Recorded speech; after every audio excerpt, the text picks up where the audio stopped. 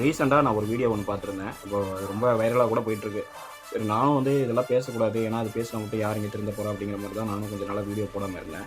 But என்னதான் இருந்தாலும் வந்து சொல்லித்தான் ஆகணும். வேற ஒரு சில நல்ல விஷயங்கள வந்து நம்ம சேனல்ல போடுறோம். அதே மாரி ஒரு சில மோசமான விஷயங்களையும் நம்ம சேனல்ல போட்டு தான் இருக்கோம். ஸோ இந்த வீடியோ எதுக்காக அப்படின்னா, நம்மளுடைய அரசியல் தலைவர்கள் வந்து நம்மள எப்படி வந்து கொண்டு போறாங்க அப்படிங்கிறத பத்தி தான் நான் வந்து பேசப் போறேன். ஸோ நம்ம சேனலுக்கு புதுசா வந்திருந்தா மறக்காம நம்மளோட எம்ஆர்விஎன் சேனல சப்ஸ்கிரைப் பண்ணுங்க. அப்பதான் நான் போடுற வீடியோ உங்களுக்கு வந்து சேரும். ஓகே. ஒரு நபர் வந்து வண்டியில போயிட்டு இருந்திருக்காரு. கார் நின்னுட்டு இருந்திருக்கு. அந்த கார் மேல அந்த வண்டி இடிச்சதா சொல்லப்படுது. பட் அந்த நபர் வந்து வீடியோல சொல்றாரு, நான் இடிக்கல. நான் இடிக்காம வந்து பார்த்தீங்கன்னா, நீங்க தேவையில்லாம தகாத வார்த்தைகள் பேசுறீங்க. அது மட்டும் இல்லாம மேல கை வைக்கிறீங்க அப்படின்னு சொல்லிட்டு அந்த நபர் ஆர்கியூமென்ட் பண்றாரு. ஓகே. இப்ப இங்க 2 பேத்துக்குள்ள வாக்குவாதம் ஏற்பட்டுருக்கு. நடுவுல ஒரு நபர் வராரு. அவரும் வந்து பார்த்தீங்கன்னா, ஒரு அரசியல் பிரமுகர். அந்த அரசியல் பிரமுகர் வந்துட்டு என்ன பேசியிருக்கணும்? "ஏப்பா என்னப்பா நடந்துச்சு?" அப்படின்னு சொல்லி கேட்டு, இந்த மாரியா "சரிப்பா விடுப்பா அவங்க பண்ணது தப்பு தான்.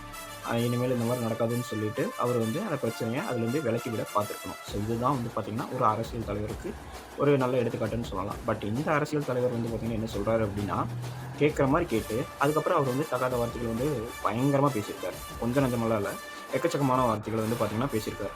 இதே அந்த பாதிக்கப்பட்ட நபர் வந்து பார்த்தீங்கன்னா, ஒரு அரசியல் தலைவர பார்த்து பேசியிருந்தா, இப்ப இருக்கிற காவல்துறை வந்து பார்த்தீங்கன்னா, பயங்கரமா பெரிய ஆக்ஷனே எடுத்திருப்பாங்க.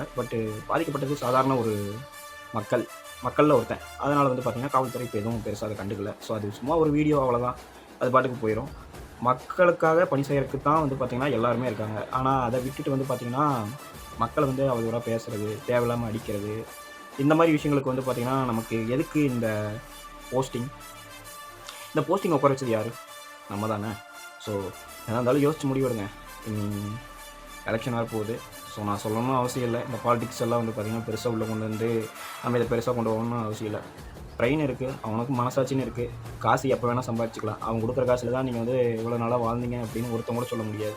ஓகேவா? ஸோ காசுக்காக வந்து பார்த்தீங்கன்னா, உங்கள அடமானம் வைக்க வேணாம். தயவு செஞ்சு வந்து பார்த்தீங்கன்னா, யோசிச்சு முடிவெடுங்க. இந்த மாரி தவறுகள வந்து பார்த்தீங்கன்னா, நம்மளோட ஓட்டுனால மட்டும் தான் சரி செய்ய முடியும். ஸோ தயவு செஞ்சு புரிஞ்சு நடந்துக்கோங்க. ஸோ இந்த வீடியோ பிடிச்சிருந்தா மறக்காம ஒரே ஒரு லைக் தட்டிவிட்டு சேனல சப்ஸ்கிரைப் பண்ணிக்கோங்க. Thank you all.